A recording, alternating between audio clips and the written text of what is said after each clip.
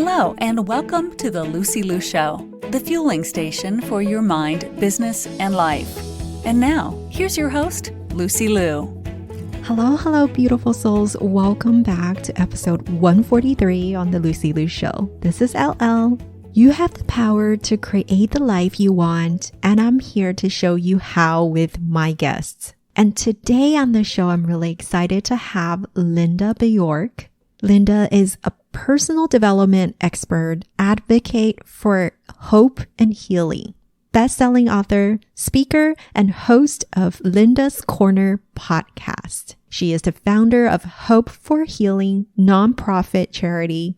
And we're here to talk about how every journey to healing begins with hope and how you can upgrade your life in just 5 minutes a day. Enjoy our conversation. Welcome to the show, Linda. Thank you, Lucy. I am so excited to be here. I love your show. I love what you're doing. I love that you have created this refueling station for the doers of the world, because there's that saying, you can't pour from an empty cup, and how wonderful it is to have a place like this that we can fill our cups. Thank you so much. A quote by me is that every miracle begins with hope. And I know you've said something very similar, that every journey to healing begins with hope. So what is your message of hope? Oh my goodness. Every journey to healing does begin with hope. And I could talk on this for a long time. And I know we don't have a long time, so I will try to make it really quick. So hope, to me, I use it as an acronym, and the H stands for having a hunger. It is, we have to have a desire to make a change. And the crazy thing is, a little bit of a desire isn't enough. It has to be like a hunger where you want to change more than you want to stay the same. And the O stands for being open. When I struggled with depression and anxiety, Lucy, and that was a hard time of being in a deep, dark hole. And man, I was closed, tight, like a little armadillo rolled up in a ball. And I've learned that you can't heal that way. We stay rolled up tight in order to protect ourselves, but we can't heal until we begin to open up a little bit. And I didn't go from tight to wide open, but just a little bit of a crack of being able to be willing to allow a change. And the P stands for positive expectancy. And positive expectancy means that you're expecting a positive outcome. And that is so absolutely critical in order to make any change in our life. Because when I was struggling, I thought, man, I'm stuck. There's nothing I can do about it. Nothing that I do is going to work. And when you feel that way, you can't take a step forward. And it's not until we believe that positive expectancy that something is going to come out of it that is good, that we're willing to take any steps forward. And the good news is that healing is possible. And that is a wonderful, awesome, good thing to know. The E stands for empowerment. And when we're feeling low, when we're feeling like we have no self-confidence, when we're feeling that depressed and anxious and all of those kinds of things, we feel powerless, and we have to find a way to get our power back. And a power, to me, does not mean that I have a power over somebody else. This is power within myself, the power that I know that I can handle my challenges, and the power that I feel comfortable and confident in my own skin. And so the way that we get this power is through a combination of learning and doing. And it's through small, simple action steps. And it's such a beautiful thing. When we start with hope, all of a sudden, miracles can take place in our lives. Wow, you just made hope even more beautiful. Thank you. Do you mind sharing with us your own personal story? You talked about that dark time. Yes. And I will try to make it quick because, again, our stories are just, you can tell it long, the short, medium-sized version. But in a nutshell, I had a series of really devastating events in my life. And I was completely overwhelmed. I didn't handle it very well. And I slipped into depression, and I struggled with social anxiety. And it felt for all the world like I had fallen into a deep, dark pit. And in this place, it felt like it was so deep that sunlight couldn't reach me. Happiness could not reach me. And there were no windows and there were no doors in this dark place. And I thought, there's no way out. This is my future from now on. This is as good as it gets. And there's no hope. There's nothing I can do. And then fortunately, my sister, who was training to be a life coach at the time, I was in this dark place for about 5 years, but almost no one knew it because I was really good at masking. I was really good at just pretending, putting on a smile. Smile didn't reach my eyes, but at least it was on my mouth. And anyway, so people didn't know. But about 5 years down the road, my sister, she's training, she's preparing this women's retreat, and she invited me to come. And she had no idea what I was going through. And when I got her invitation, Lucy, it made me sick. I thought, there is no way. First of all, I cannot handle being around other people day and night for 3 days, because that's how long this thing was. And besides, there is no point because nothing works. I felt like I'd tried everything and nothing worked. But even though I didn't really want to go, the idea would not leave my mind. And so I gathered my courage together and I went. And I'm so glad that I did, because that decision changed my life. And it was very much as if my sister lowered a ladder down into my deep, dark hole. And she showed me a way to climb out. And it was very much a ladder. It was not an elevator. It was not instant with the press of a button.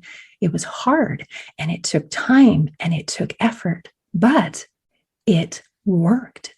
And I've learned from my experiences that healing is not like flipping on a light switch where it's this instant, a miraculous change. It's more like a sunrise where it's gradual from moment to moment, but it does come. And so I'm just so excited. Not that I ever loved being in this horrible place and having that experience, but because of that experience and because of being able to emerge from that dark place, now I have something of value to offer the world, because there are other people who feel stuck, who feel trapped, and I know how to get out, and I know how to help them. And that is just such a beautiful, wonderful gift that I'm actually grateful for the experience. Wow. So glad to hear that you went. I really honored your courage, because that's the first step to an amazing life. What other tools along the way did you feel empowered your personal growth after that retreat? The retreat did not magically flip me over. The retreat was enough to make a decision. And I know we had a conversation earlier where you said, there's not one big aha moment. It comes from small and simple steps. If you could say there was an aha, it was a decision. It was a decision where I was so miserable that I thought, if I don't try, I'm stuck here forever. And so I opened up just that tiny little window of hope. But the actual transformation, like you said, is these small, simple action steps. It is tools.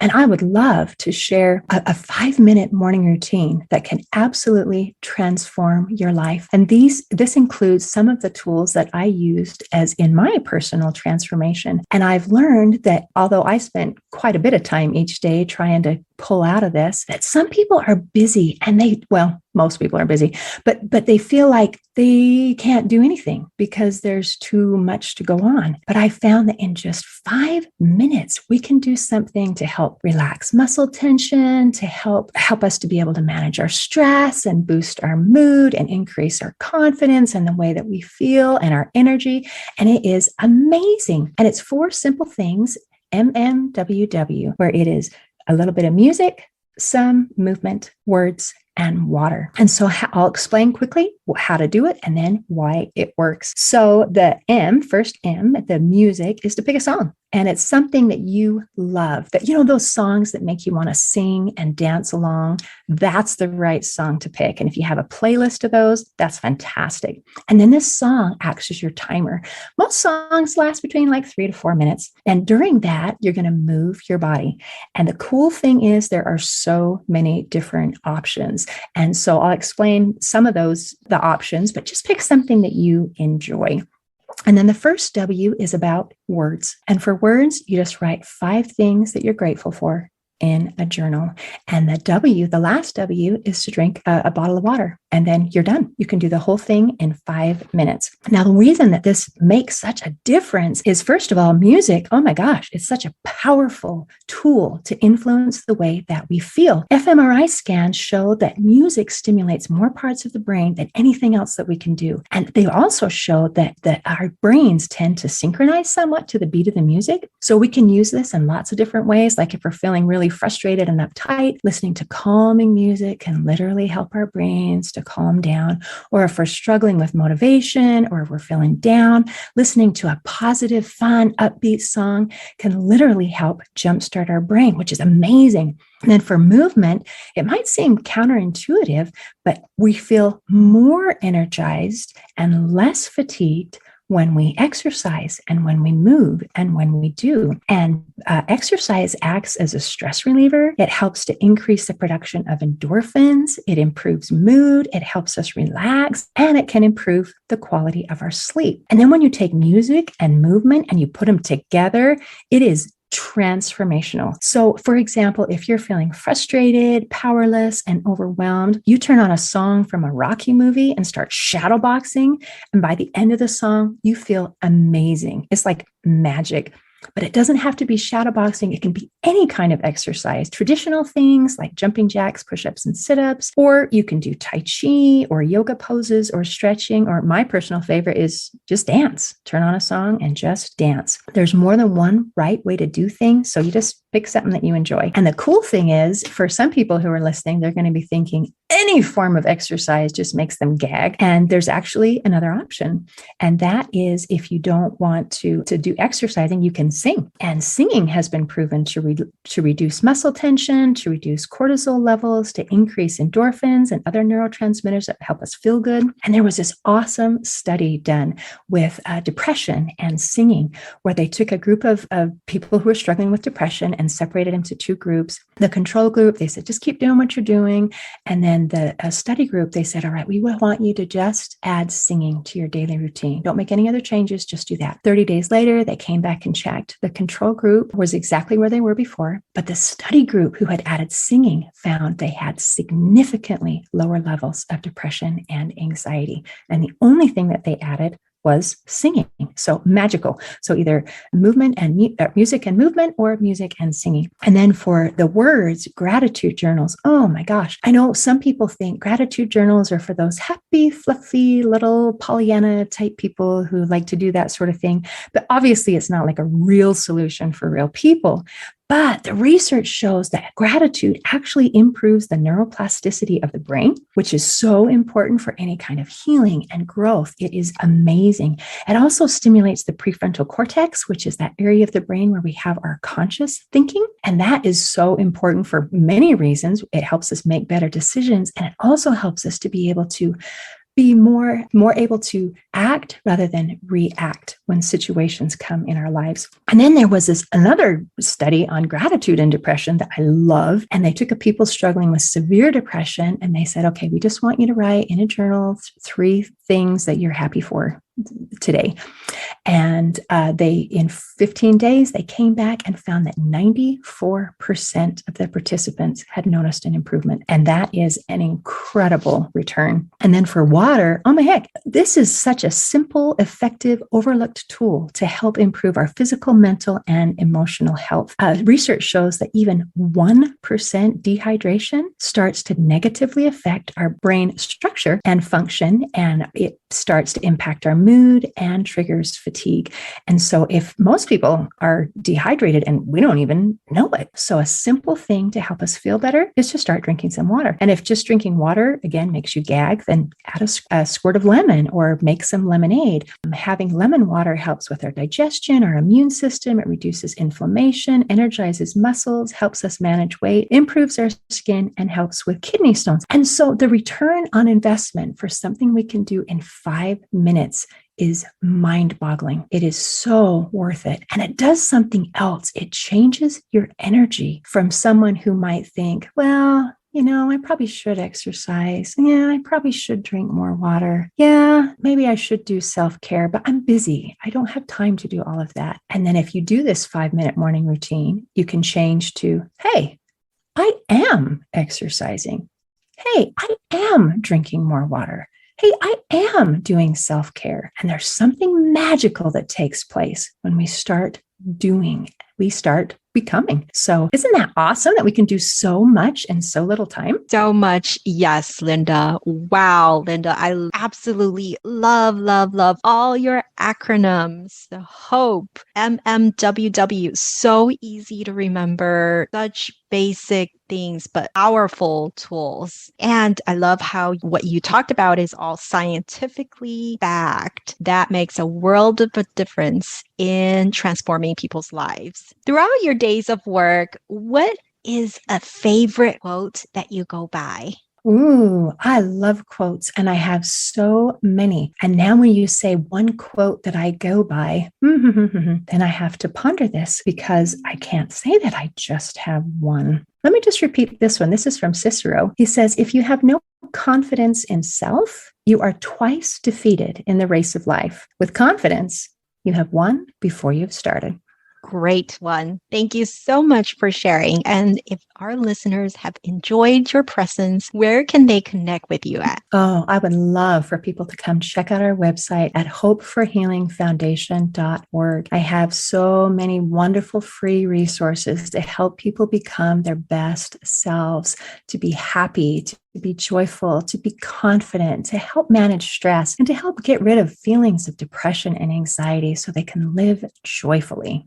Oh, thank you so much. Thank you.